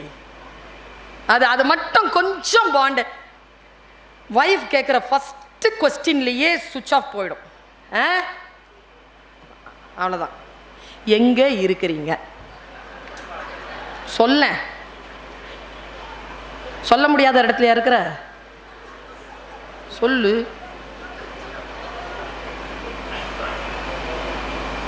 Have connection with your kids. Have connection with your spouse. Have connection with your mother and father. Have connection with your siblings. Just கொஞ்சமாவது அவர்களோட கனெக்டடா இருங்க. சில பேர் இருக்கிறாங்க, நான் என்னத்தை சொல்றது, அண்ணனோட பேசாம இருக்கிறவங்களாம் இருக்காங்க. நான் ஒன்று கேட்குறேன், அப்பா அம்மாவுக்கு தெம்பு இருந்தால் தம்பி தங்கச்சி கிடைக்கும், அண்ணன் கிடைக்காது, அக்கா கிடைக்காது, முடிஞ்சுது, அவ்வளோதான். நாம் பிறந்துட்டோம். இங்கே அண்ணனுங்களா இருக்கிறவங்கெல்லாம் பாவம். யாராவது அண்ணனுங்களோட பிறந்திருக்கிறீங்களா? எனக்கு ஒரு அண்ணன், ஒரு அக்கா, ஒரு தம்பி, ஒரு தங்கச்சி. எனக்கு எல்லாம் ஒன்று. ஒரு அண்ணன், ஒரு அக்கா, ஒரு தம்பி. சத்தியம். அண்ணன் யார் தெரியுமா? அது சின்ன அப்பாங்க. எங்கள் அப்பா இப்போ உயிரோடு இல்லைங்க. எங்கள் அப்பாவை பார்க்கணுன்னா நான் என் அண்ணனை பார்த்துருவேன். எங்கள் அண்ணன் எங்கள் அப்பா மாதிரியே இருப்பான், அப்படியே இருப்பான். சிலது இருக்குது. நீங்கள் இன்னைக்கு போங்களேன், இந்த சகோதரி சொல்கிறேன், போங்களேன். அண்ணன் யாரு? நான் தான் பேசுகிறேன், சொல்லு. இப்படி தான் வரும். என்ன பார்க்கணும் போல. எதுக்கு? செஞ்சதெல்லாம் பத்தாதா? மனசு சரியில்லைண்ணே, கஷ்டமாக இருக்குண்ணே, ஒரு தடவை வெளியில் எங்கேயாவது மீட் பண்ணலாமாண்ணே, ப்ளீஸ்ண்ணே. ஃபோன் பண்ணி வச்சிருங்க. அன்றைக்கே நைட்டு இல்லைன்னா அடுத்த நாள் காலையில் வரைக்கும் காத்துருங்க. ஃபோன் வரலன்னா நான் காதை அறுத்துக்கிறேன். வந்துருங்க, ஃபோன் வரும். போங்க, போய் பாருங்க, மீட் பண்ணுங்க. பூனைக்கு முதல் குட்டி பத்தியம் போல் நம் குடும்பங்களுக்கு பத்தியமாகி போனவர்கள் அக்காவும் அண்ணனும் என்பதனை நினைவுபடுத்தி கொண்டு just do have connection with them. இப்போ என்ன தெரியுமா, எல்லாருக்கும் ஒத்த பிள்ளை. அதுக்கு இன்னொரு ஒத்த பிள்ளை கல்யாணம் பண்ணி வச்சிருங்க. அதுக்கு புள்ள பிறக்கும். அத்தை கிடையாது, மாமா கிடையாது, பெரியப்பா கிடையாது, பெரியமா கிடையாது, சித்தி கிடையாது, எவனும் கிடையாது. கிழவி உட்காந்துக்கிட்டு ஸ்கைப்ல பார்த்துட்டு இருக்க வேண்டியதுதான். இருக்கிறது அனுபவிக்கலாம்ல. எல்லா கோபங்களையும் எடுத்து வைத்து காலம் உருண்டோடிக்கொண்டு have connection with your family. Second layer. Third layer சொல்றேன். எனக்கு தெரிஞ்சுங்க, அம்மா அப்பா சண்டை போட்டுக்க கூடாதுங்க, புருஷன் பொண்டாட்டி சண்டை போட்டுக்கும் ப்ளீஸ். அந்த பொண்ணை பேச்சையே கேட்க விடாம அவர் நோண்டிக்கிட்டே இருக்கிறாரு. உனக்கு தான் சொல்றாங்க, உனக்கு தான். அவருக்கு தெரியாதா? சொல்றது கூட உள்ள வாங்க முடியாதபடிக்கு வெறுப்பேத்தி விட்டுறது. நான் சொன்னேன்ல, பக்கத்தில் உட்காந்துருக்கிற வாழ்க்கை சீரழிப்பாங்க. ஒரு விஷயத்த நோண்டிக்கிட்டே இருக்கக்கூடாதுங்க, விட்டுறணும். நான் ஒரு விஷயம் சொல்லவா, செடி இருக்கு இல்லைங்க, நீங்கள் உரம் தானே போடுறீங்க, உரம் நாத்தமாக தானே இருக்கு. ஆனால் உள்ள போய் அது என்னங்க ரசாயன வேலை பண்ணுது, அதில் வரக்கூடிய மலரில் அவ்வளோ வாசனை. உறவு என்பது அப்படித்தான், கசப்பாகத்தான் இருக்கும், சில சங்கடங்கள் இருக்கும். ஆனால் அதிலிருந்து வெடித்து கிளம்பி வரக்கூடிய அந்த பலன் இருக்குல்ல, அதற்கு எப்பொழுதும் வாசனை உண்டு என்பதனை நம்பிக்கொண்டு குடும்பத்தோடு ஐக்கியமாக இருங்கள். குடும்பம் நம் பலம். 2வது லேயர். 3வது லேயர் சொல்லிட்டு போறேன். கொஞ்சம் ஈஸ்தட்டிக் சென்ஸோட இருங்களேன். ஆபாசத்துக்கு தான் சிரிப்பீர்களா? கவர்ச்சிக்கு தான் சிரிப்பீர்களா? அழகுக்கு சிரிக்க மாட்டீர்களா? கவிதை கேட்க மாட்டீர்களா? ஒரு அழகான பாட்டு கேட்க மாட்டீர்களா? வெறும் ஓசையின் பெருக்கமா இசை? வெறும் அலங்கார வார்த்தைகளா கவிதை? அமைதியாக மழை பெய்து ஓய்ந்தவுடன் அந்த மழையில் நனைந்த ஒரு செடியை பார்த்து உன் ஆன்மா மலரவில்லை என்றால் நீ மனிதனாக பிறந்தே பலன் இல்லை என்கிறான் ரூமி. நினைச்சு பாருங்க, ஒரு சின்ன வைஃபை தான் பாராட்டுங்களேன்.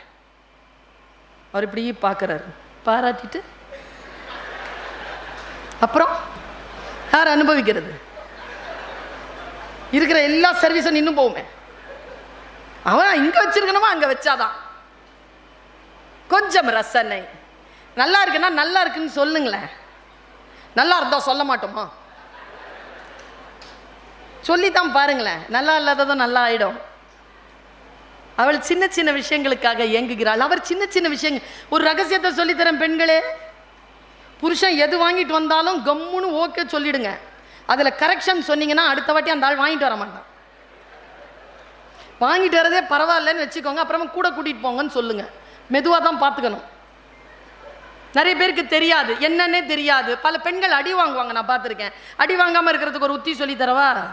ஒரு அம்மா சொல்லிச்சிங்க, 65 வயசு ஆகுது எனக்கு, இந்த அம்மா பாட்டுக்கு இவ்வளோ பேசுது, புருஷங்கிட்ட அடி வாங்காமல் இருக்கிறது எப்படின்னு சொல்லு. அவன் சொல்லிச்சிங்க, கிருஷ்ணகிரியில் ஒரு அம்மா. சொல்கிறேன் பாருங்க, கணவன் இடத்தில் எப்படி நடந்து கொள்ள வேண்டும் என்பதற்காக சொல்லுகிறேன். ஒரு கணவன் உள்ள வந்தார். நான் இப்படி தான் பேசுவேன். பேசுறதெல்லாம் ஆண்களுக்கு மாதிரி இருக்கும், ஆனால் பெண்களுக்காக தான் பேசுவேன்.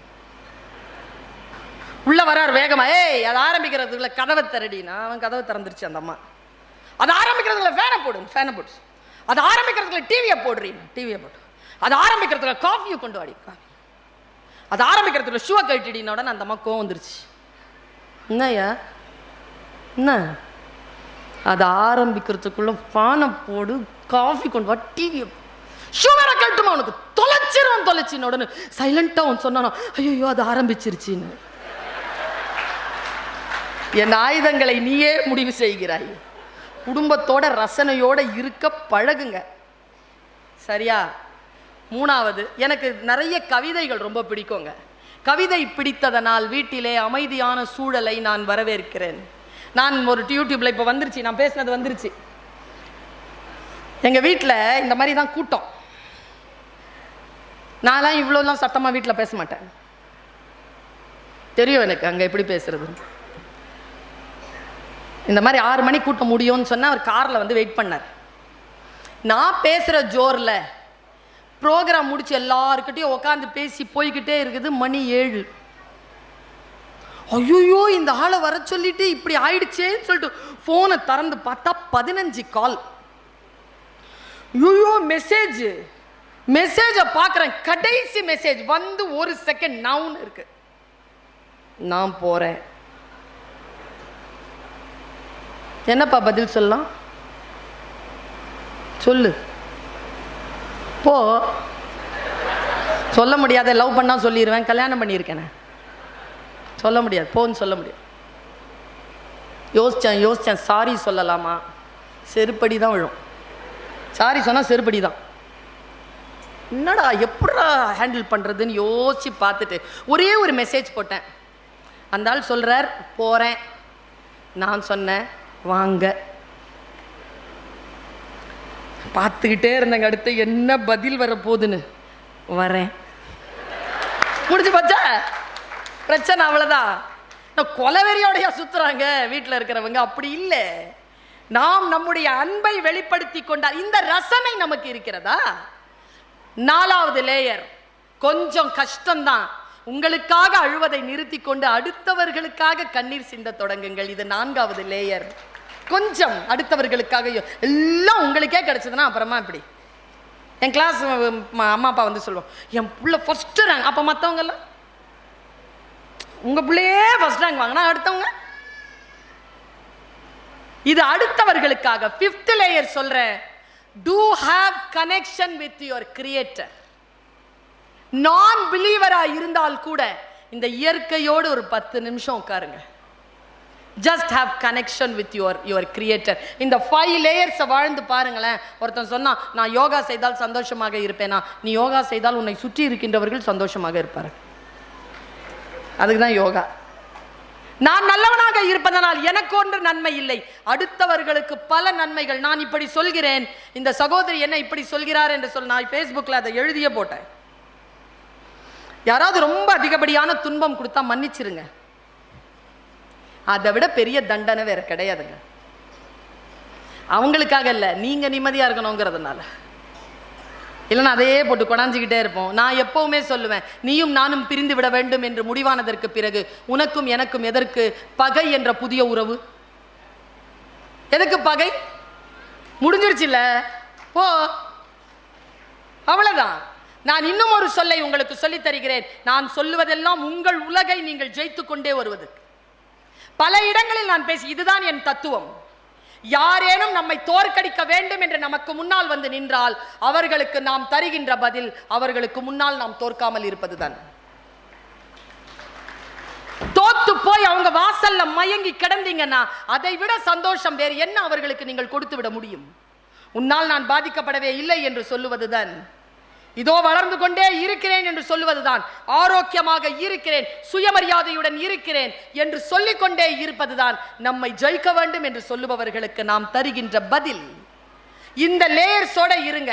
இப்போ சொல்றேன், விருப்பமானதை செய்கிறீர்களா? எப்படி செய்யறது? செஞ்சால் பலன் கிடைக்குமா? சிந்தித்து பார்த்து செய்கையை மாத்து. சிறுசா இருக்கையில் திருத்திக்கோ. தவறு சிறுசா இருக்கையில் திருத்திக்கோ. தெரிஞ்சும் தெரியாம நடந்திருந்தா அது திரும்பவும் வராம பார்த்துக்கோ. இவ்வளவுதான் என் சித்தாந்தம். தவறே செய்யாதவர்கள் யாரேனும் இருக்க முடியுமா?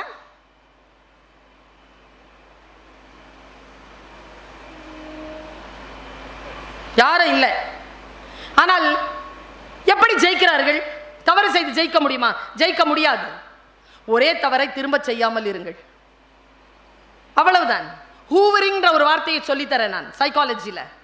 இப்போ ஒருத்தர் இருக்கிறான், உங்கள் உலகை நீங்கள் வெல்வதற்கு, முக்கியமாக பெண்கள், முக்கியமாக இளைஞர்கள், உங்கள் உலகை நீங்கள் வெல்வதற்கு ஒரு சைக்காலஜிக்கல் ட்ரீட்மெண்ட் ஒன்று கொடுக்குறேன். நான் சைக்காலஜி படித்தவன். இப்போ ஒருத்தர் இருக்கிறான், பி ஒருத்தி இருக்கிறா. இப்போ ஒருத்தர் இருக்கிறான், பி ஒருத்தர் இருக்கிறான், இல்லை ஒருத்தி இருக்கிறா, பி ஒருத்தி இருக்கிறா. யார் வேணாலும் நினச்சிக்கோ. ஏன் மேக்சிமம் ஒருத்தன் பி ஒருத்தின்னு வச்சுக்கோங்க, சரியா? இப்ப ஒருத்தன் இருக்கிறான், பி ஒருத்தி இருக்கிறா. பியை ஏமாத்திட்டான். ஹூவரிங் அப்படின்னு இந்த கொட்டேஷன், இந்த விஷயத்துக்கு ஹூவரிங்ன்றது பேரு, வேர்ட் காயின். அது அப்படின்னா என்ன தெரியுமா? இப்ப பியை ஏமாத்திட்டான். இப்ப யார் ஷேம்? ஷேம்ஃபுல் மேன் யாரு? Very good. ஏமாத்திட்டான். மறுபடியும் இந்த பி அந்த கிட்ட மறுபடியும் ஏமாந்தாங்கன்னு வச்சுக்கோ. அப்ப யார் shame? Very good, there you are. ஒன்று பார்த்தோமா, சரியில்லை என்று தெரிகிறதா, அந்த வினாடியில் அதற்கான முடிவை எடுத்துக்கொள்ளுங்கள் என் குழந்தைகளை. அதற்குன்னு ஒரு நேரம், அதற்குன்னு ஒரு காலம். நீங்க சமாளிச்சுக்கலாம்னா தவளை மாதிரி கொதிநிலை வருகின்ற பொழுது எகிரி தப்பிக்கிறதுக்கு வழி இல்லாமல் செத்து போக வேண்டி இருக்கும். Just do understand this concept. நான் சொல்றேன், இப்போ ஒரு வெட்டிக்கிளி இருந்தது. இப்போ நான் ஒரு சொல்லிட்டேன், விரும்பியதை செய்தால் ஜெயிக்க முடியுமா?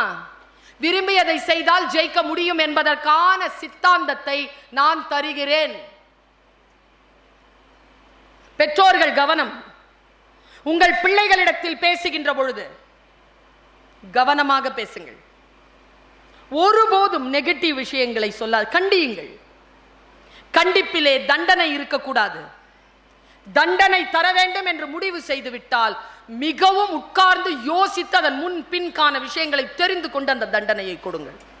ஓஷோதான் சொல்லுவான், பல்லார்னு அடிக்கிறோம் குழந்தைய, அப்புறமா அந்த குழந்தைய கூப்பிடுறோம், வாடா, என்ன தப்பு செஞ்சேன்னு தானே அப்பா அடித்தேன், வா போகலாம், இல்லை பைக் சாவி இருக்கு எடுத்துகிட்டு வா. அவன் பைக் சாவி எடுத்துட்டோம். ஐஸ்கிரீம் சாப்பிட்றியாடா? வேணாம். சரிப்பா. உள்ள வருதா இல்லையா? கூட அம்மாக்கள் அடிச்சிருக்கோம், இங்கே வா, நான் ஓடி வருதா இல்லையா? ஓஷோ சொல்கிறான், தவறு செய்யும் குழந்தைகளை பெரியோர்கள் தண்டிக்கிறார்கள், தன்னை தண்டிக்கும் பெரியோர்களை குழந்தைகள் மன்னிக்கிறார்கள் என்று எழுதுகிறார். குழந்தைகளை நேசியுங்கள், பெண்களை நேசியுங்கள், ஆண்களை நேசியுங்கள். நேசம் தவிர்த்து வேற என்ன தந்து விட முடியும்? பாருங்க, வெட்டுக்கிளி ஒன்று இருந்துச்சு. அது அந்த கதையை சொல்லிடுறேன், நம்ம 40-45க்கு மேலே இருக்கிறவங்களுக்கு தெரியாது. இது கிராஸ் ஹாப்பர்னு ஒரு கதை. அது என்ன கதைனா, உழைப்பின் உயர்வை சொல்லும் கதை. கிராஸ் ஹாப்பர் ஒரு கையில் ஒரு கிட்டார் வச்சுக்கிட்டு வாசிக்கிட்டே இருக்கும். அதுக்கு ரொம்ப பசிக்கும், போய் இலையை சாப்பிடும், மறுபடியும் கிட்டார் வாசிக்கும், மறுபடியும் போய் இலையை சாப்பிடும். இதான் வேலை. உங்கள் வாழ்க்கையை மாற்றலாம் நான் சொல்லுகின்ற இந்த சொல். நான் தியானித்து பேசுகின்றவள். உங்களுடைய வாழ்க்கையை மாற்றக்கூடிய இந்த சொல்லை இதோ சொல்கிறேன். பாருங்க, அந்த கிராஸ் ஹாப்பர் வாசிக்கிட்டே இருக்குதா, மழை காலம் வந்துருச்சு, பறக்க முடியல, நடக்க தான் முடியுது, பசி. அது கீழே பார்த்தா அதுக்கு எறும்புகள் நிறைய போய்கிட்டு இருக்கு. அதுக்கு ஒரு எறும்பு ஃப்ரெண்டு. கரெக்டாக சொல்கிறேன்னா பாப்பா? கதையை கரெக்டாக சொல்கிறேன்னா? அந்த எறும்பு கிட்ட போய் அது கேட்குது, எனக்கு பசிக்குது, ஏதாவது கூட. உடனே அது சொல்லுது, சோம்பேறித்தனமா உழைக்கிற காலத்தில் உழைக்காம, சேமிக்கிற காலத்தில் சேமிக்காம, கிட்டார் வாசிக்கிட்டே இருந்ததுனால தான் இந்த வேலை. உனக்கு என்டர்டைன்மெண்ட் தான் பெருசா போச்சா? வா, நான் உனக்கு சோறு தரேன், ஆனால் ஒரு வேலை செய்யணும். என்ன?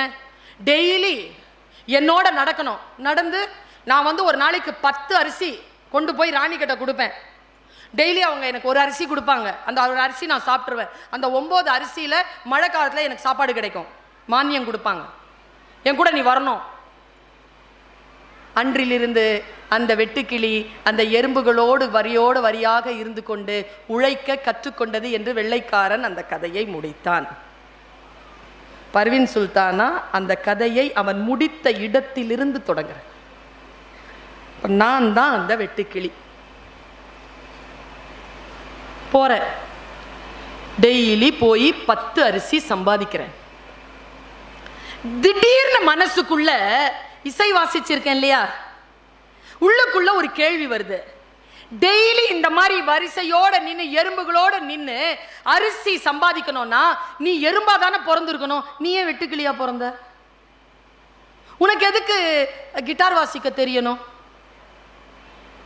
இது உன் வேலை இல்லை, வெளியில போ, வரிசையை விட்டு வெளியில போ அப்படிங்குது மனசு.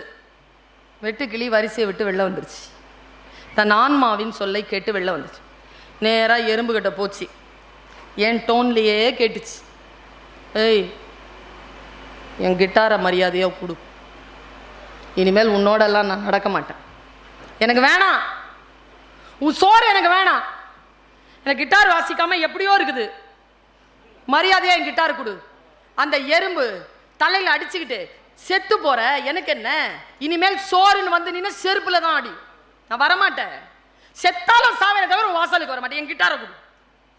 கிட்டாரை வாங்கிட்டு இவ்வளோ வேகமாக பேசிருச்சு, ஆனால் பசிக்குமே, மேலே போய் உட்காந்துட்டு வாசிக்க ஆரம்பிச்சிருச்சு. ரொம்ப ரம்மியமாக இருக்குது. போய் பறக்குது, ஒரு இலை சாப்பிடுது, மறுபடியும் வாசிச்சுக்கிட்டே இருக்கு. யோசிக்குது, தன் வாழ்க்கையை பற்றி யோசிக்குது. என்னடா பண்ண போகிறோம் நம்ம, மழை வந்தால் என்ன பண்ணுறது, மறுபடியும் இவங்கிட்ட போய் நிற்க முடியாது, என்ன பண்ணுறது யோசிச்சுட்டே இருக்கும்போது கீழே பார்க்குது, அந்த எறும்பு போய்கிட்டு இருக்கு. நல்லா கவனிங்க, எறும்பு போயிட்டுருக்கா. சரின்னு பார்த்துக்கிட்டே இருந்து நிறுத்திருச்சு, மியூசிக் நிறுத்திருச்சு, ஸ்லோவாக போகுது. மறுபடியும் மியூசிக் வாசிச்சா ஃபாஸ்ட்டாக போகுது, மறுபடியும் நிறுத்துது, ஸ்லோவாக போகுது. ஓ, இதுதானா ரகசியம். நேராக கீழே வந்து ஒரு எறும்பை மட்டும் தனியாக கூப்பிட்டுச்சு. இல்லை, என்ன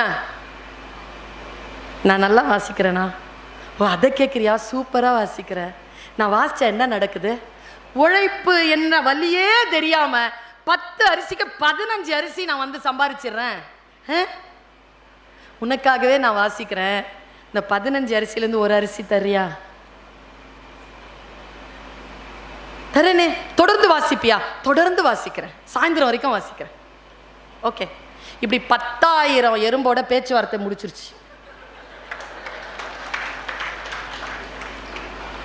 உழைக்கிற எறும்பு ஒரு நாளைக்கு 10 அரிசி சம்பாதிக்க தான் விரும்பியதை செய்து கொண்டு அதை மார்க்கெட் செய்த ஒரு வெட்டுக்கிளி ஒரு நாளைக்கு 10,000 சம்பாதித்தது என்பதனை மட்டும் நினைவில் வைத்துக் கொள்ளுங்கள். எது மிக ஆழமா உங்கள் ஆன்மா எதை மிக ஆழமாக தேடுகிறதோ என் தோழமைகளே, அதற்குள் நீங்கள் உங்களை செலுத்திக் கொள்ளுங்கள் என்கிறேன் நான். அது உங்களை வாழ வைக்கும். எனக்கு ரொம்ப பிடிச்சமான விஷயம், குழந்தைகளுக்கு சொல்ற ரொம்ப பிடிச்சமான விஷயம் என்ன தெரியுமா பாப்பா? படிக்கிறதுடா.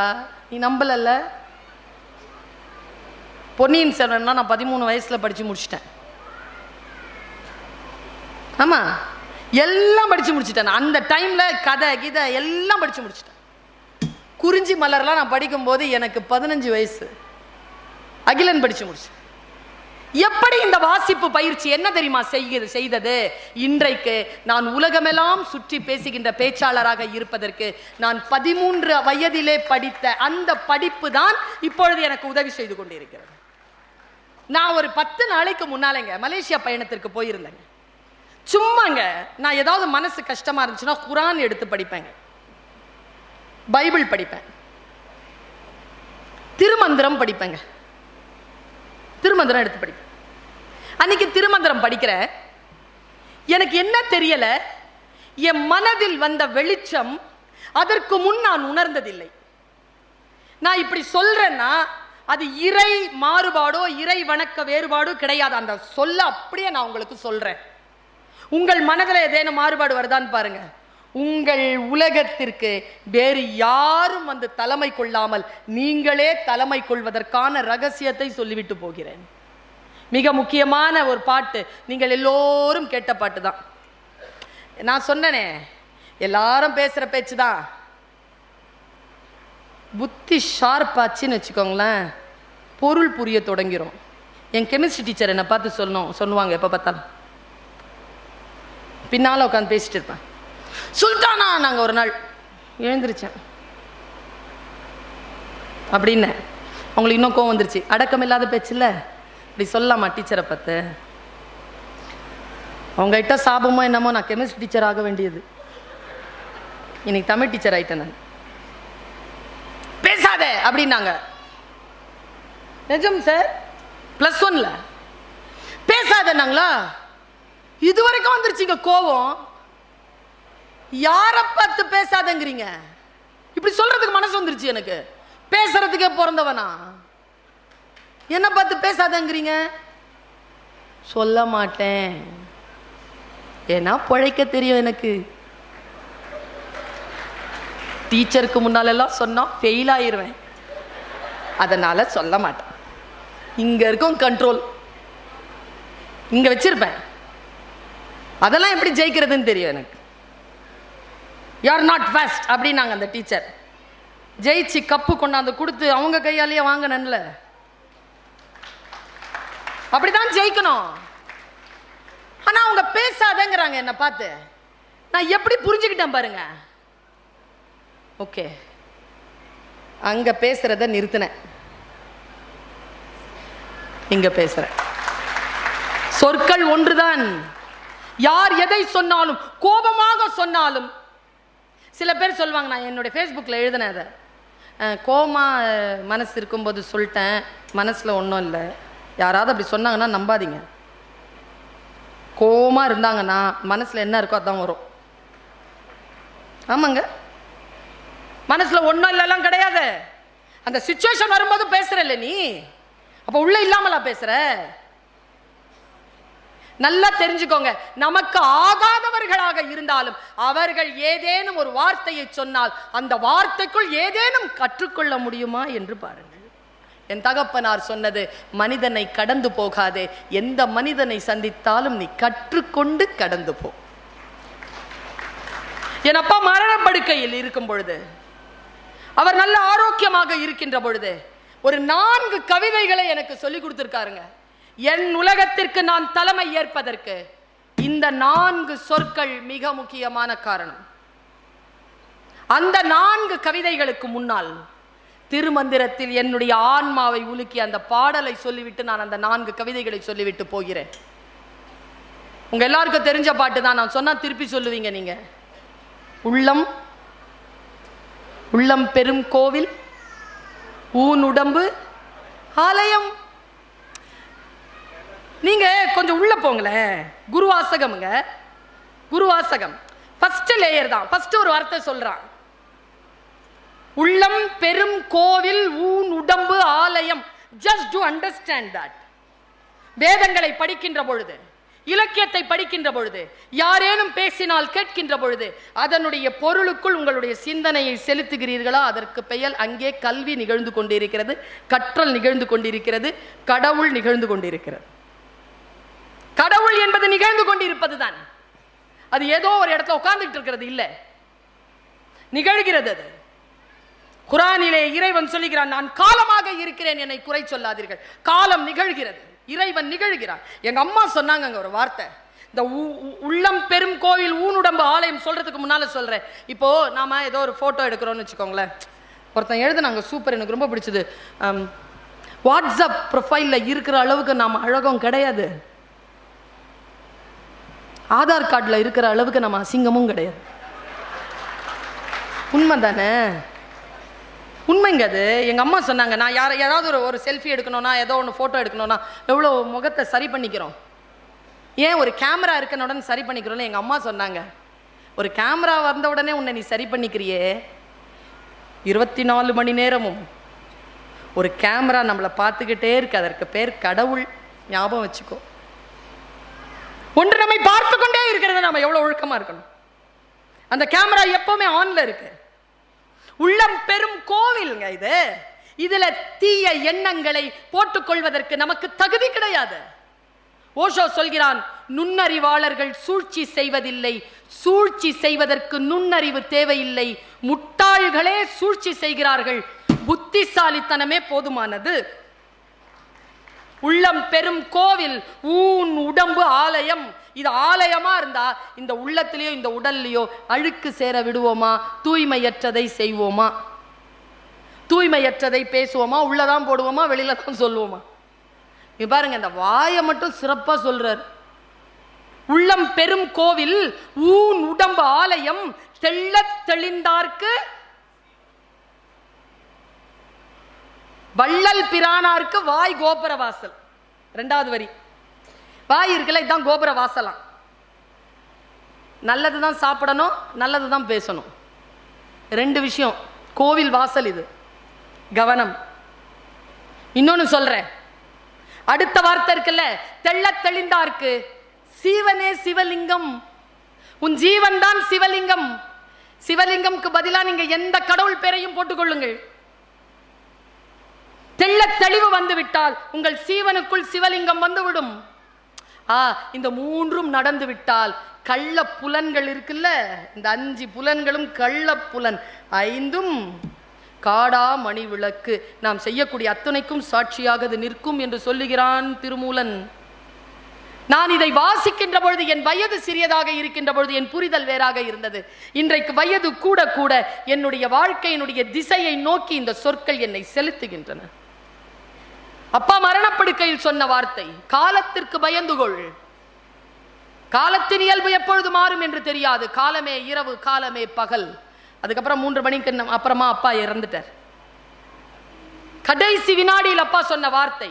இன்னொரு வார்த்தை சொல்ற, துரோகம் இருக்கு இல்லைங்க, சில பேர் சட்டுன்னு துரோகம் பண்ணிடுறாங்க, பார்த்துருக்கீங்களா? யோசிக்கிறதே இல்லைங்க. அப்பா சொல்றார், दगा किसी का सगा नहीं है, करना है तो कर देखो. அதாவது துரோகம் யாருக்கும் சகம் இல்லையா. சகம்னா கூட இருக்காதா, நட்பு கிடையாதான். துரோகம் செய்கின்றவர்களுக்கு துரோகம் தோழமை கிடையாது. दगा किसी का सगा नहीं है, करना है तो कर देखो, செய்யணுமா செஞ்சு பாரு. जिसने जिसने दगा किए हैं, யாரெல்லாம் அந்த துரோகத்தை செய்தார்களோ, जाके उनके घर देखो, போய் அவர்கள் வீட்டை பார். பயமா இருக்குங்க. சொல்லிலே எனக்கு அந்த சூட்சுமத்தை, அந்த அக்கினியை வைத்து அப்பா சொல்கிறார் இந்த சொல்லை. இன்னொரு ஒரு கவிதை சொல்கிறேன், உங்களுக்கு கேட்கவே இல்லை, வீட்டில் எடுத்துட்டு போறதுக்காக சுயமாக அப்படி எழும்பி நிற்க வைத்து உங்களை அப்படியே உலுக்கி இந்த உலகத்திற்கு தலைமைத்துவம் செய்வதற்காக அப்படி தூக்கி நிறுத்துற ஒரு சொல். நகர் கிசி கே ஜர் சே படுக்கர் பெஹலோ வஃபா கபி. யாருடைய விசுவாசம், யாரிடத்திலும் அவர்கள் தகுதிக்கு மீறி விசுவாசமாய் இருந்திராத. ஐயோ, யார் சொல்வார்கள் இந்த வார்த்தையை? எங்க அம்மா சொன்னாங்க இந்த வார்த்தையை, எனக்கு விளங்குற மாதிரி சொன்னாங்க. வெளியில வாசல்ல பிச்சைக்காரன் இருக்கிறானா, அவனுக்கு பிச்சை போடு, பிரசாதத்தை போடாத, அந்த பாத்திரத்துல நீ போய் உக்காந்துக்காத, அதுக்கு பசிக்கு சோறு, அதை போடலாம், பிரசாதமோ நீயோ போய் அந்த பிச்சை பாத்திரத்தில் விழ வேண்டிய அவசியம் கிடையாது. நாக்கர் கிசி கே ஜர்ஃப் से बढ़कर रहलो वफा कभी इसी बेजा तकल्लुफ से बड़ा नुकसान होता है. என்ன அர்த்தம் தெரியுமா? யாருடைய தகுதிக்கு மீறியும் அவரிடத்தில் விசுவாசமாய் இருந்து விடாதே. இப்படிப்பட்ட கட்டுப்பாடற்ற பெரும் போக்கினால் மிகப்பெரிய நஷ்டத்தை சம்பாதிப்பாய். என்ன சொல் இதெல்லாம்? இதை சொல்வதற்கு இன்றைக்கு அப்பா இல்லை, ஆனால் அப்பா சொல்லிவிட்டு போன சொல்லி இருக்கிறது. உங்கள் அத்துணை பேருக்கும் சொல்கிறேன், வேதத்தில் இருந்து ஒரு வார்த்தையை சொல்லி நான் நிறைவு செய்கிறேன். பைபிள் ஒரு வார்த்தையை சொல்கிறது, தகப்பன்மார்களை பார்த்து சொல்கிறது. மகன் இருக்கிறானா உங்கள் வீட்டில்? பிரம்பு எடுக்காதவன் மகனை பகைப்பான். கண்டிப்பு தேவை. இங்க நிறுத்துறேன். உடனே வீட்டில் போய் குச்சி எடுத்துடலாமா? குச்சி வேலை செய்யுமா? குச்சி வேலை செய்யாது. எப்ப வேலை செய்ய தெரியுமா? என் தகப்பன் திருட மாட்டான், என் தகப்பன் பொய் சொல்ல மாட்டான், என் தகப்பன் என் தாயை தவிர வேறு யாரோடும் அந்த உறவை வைத்துக் கொள்ள மாட்டான், என் தகப்பன் யாரிடத்திலும் கடன் பெற மாட்டான், என் தகப்பன் எனக்கு ஹீரோ என்று சொல்லக்கூடிய ஆற்றலை எந்த குழந்தைக்கு ஒரு தகப்பன் தருகிறானோ அவன் கையிலே பிரம்பு எடுத்தால் மகன் நட்பாவான், பிரம்பை எடுக்காதவன் மகனை பகைப்பான். குரானிலே ஒரு சொல் இருக்கிறது, அதுவும் ஆண்களுக்கானது தான். சில பேர் சொல்வாங்க, என் பொண்டாட்டியை திருத்தவே முடியறது இல்லைங்க, நானும் திருந்துவான்னு பார்க்குறேன், அவ திருந்துறாளே இல்லை. குரான் சொல்லுகிறது, அவள் உன் விலா எலும்பிலிருந்து உருவப்பட்டவள், அது வளைவாத்தான் இருக்கும், நேராக்க முயற்சி செய்யாதே, உடைந்து விடுவாய், அவள் அல்ல நீ. ஏனென்றால் அது உன் விலா எலும்பு கொஞ்சம் வளைவாத்தான் இருக்கும். எது எப்படி இருக்க வேண்டுமோ அது அப்படித்தான் இருக்கும். யாரையும் எந்த காலத்திலும் மாற்றிட முடியாதுங்க. மாற்ற முடியும் என்று சொன்னால் அவர்களாக முடிவு செய்யாமல் ஒரு விஷயத்தை ஒரு மனிதன் மாற்ற முடியாது. உங்களுக்குள் அந்த மாற்றம் நிகழ வேண்டும் என்பதற்காகத்தான் இத்தனை புத்தகங்களும் இத்தகைய பேச்சுகளையும் இந்த நிர்வாகம் முன்னெடுத்திருக்கிறது. வாய்ப்புகளை பயன்படுத்தி கொள்ள வேண்டும். நம்முடைய வாழ்க்கையில் பல பேர் 40 வயதிலேயே செத்து போகிறோம், புதைப்பதற்குத்தான் 60-70 ஆண்டுகள் ஆகிவிடுகின்றன என்கிறார் பெர்னாட் ஷா. அப்படி இறந்து போகாமல் வினாடிகளினுடைய கடைசி துளி வரைக்கும், உயிர் பிரிகின்ற அந்த நேரம் வரைக்கும் கற்றலில் ஈடுபட்டு நம்முடைய வாழ்க்கையை நாம் செலுத்தக்கூடிய அந்த ஆற்றல் பெற்றால் அந்த வையத்தை, நம் உலகம் என்று சொல்லுகின்ற இந்த வையத்தை நாம் தலைமை கொள்ளுவோம் என்று சொல்லிக்கொண்டு வாய்ப்பளித்தமைக்கு நன்றி பாராட்டி இடம் சார்கிறேன். நன்றி, வணக்கம்.